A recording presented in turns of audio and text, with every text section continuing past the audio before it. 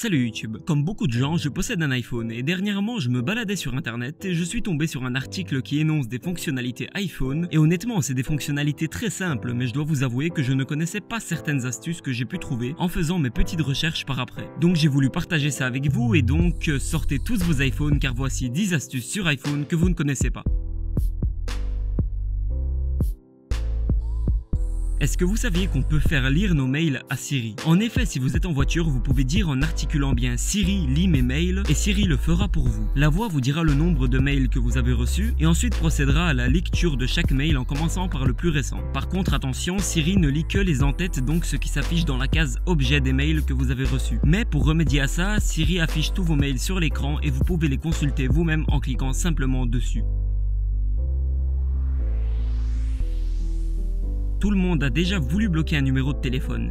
Et pour tout vous avouer, j'ai déjà voulu le faire mais je ne savais pas comment faire et donc j'ai laissé tomber. Et aujourd'hui je vais vous expliquer comment faire. En fait il suffit de se rendre dans Réglages, cliquer sur téléphone et ensuite entrer dans blocage d'appel et identification. Et là vous pouvez choisir le contact que vous voulez bloquer. Ainsi vous ne recevrez de sa part ni appel, ni message, ni FaceTime.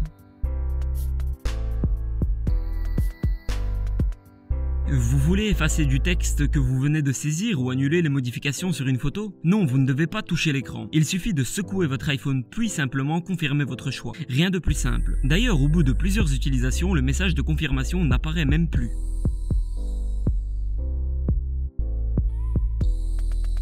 Est-ce que vous saviez que vous pouvez demander à votre iPhone de lire ce qui est écrit à l'écran? En fait, il vous suffit juste d'activer cette option en allant dans Réglages, ensuite Général, Accessibilité, Paroles et cocher la case de Énoncer la sélection. Vous pouvez alors régler la vitesse de lecture ainsi que la voix juste en dessous. Ensuite, pour faire lire quelque chose à votre iPhone, il vous suffit de sélectionner du texte et cliquer sur Prononcer. Voilà, c'est magique.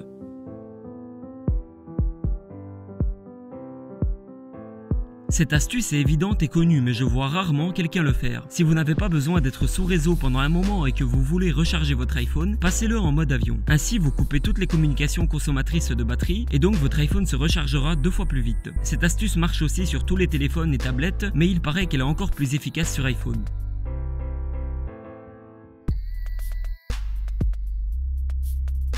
Vous utilisez sûrement une série d'expressions lorsque vous envoyez des messages. Alors sachez que vous pouvez enregistrer des mots-clés pour chacune de vos expressions. Enfin, je vous explique. Par exemple, si vous voulez dire la Coupe du Monde de foot, vous pouvez enregistrer le raccourci LCMF ou un quelconque autre d'ailleurs.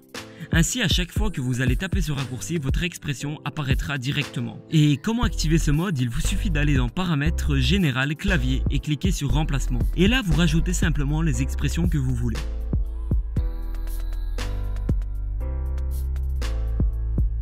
Personnellement, quand je me trompe sur la calculette de l'iPhone, j'ai le réflexe de directement appuyer sur le C pour tout recommencer. Mais en fait, il vous suffit de balayer avec votre doigt vers la gauche ou vers la droite pour effacer le dernier chiffre entré.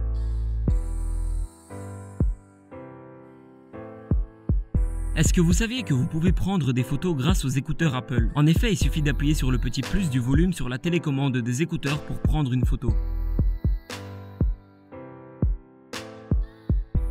Lorsque vous vous ennuyez, vous faites sûrement comme moi et donc vous regardez un peu ce qui se passe sur Facebook. Et une fois que vous avez scrollé vers le haut pour descendre sur la page pendant des dizaines de minutes, vous devez tout rescroller pour remonter. Et bah sachez qu'il vous suffit simplement d'appuyer sur l'heure située en haut de l'écran. Ce simple clic vous enverra automatiquement tout en haut de la page, que ça soit sur Facebook ou une simple page internet.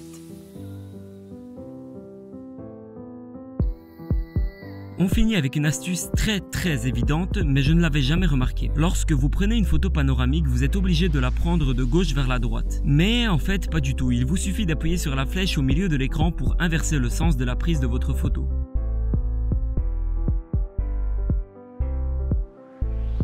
Voilà, c'est déjà la fin de cette vidéo. N'hésitez pas à me dire si vous avez appris quelques astuces pour votre iPhone. Sinon, n'hésitez pas à défoncer le pouce bleu, partager sur vos réseaux sociaux ainsi que vous abonner à la chaîne si ce n'est pas déjà fait. En tout cas, moi je vous dis à très bientôt. Salut YouTube!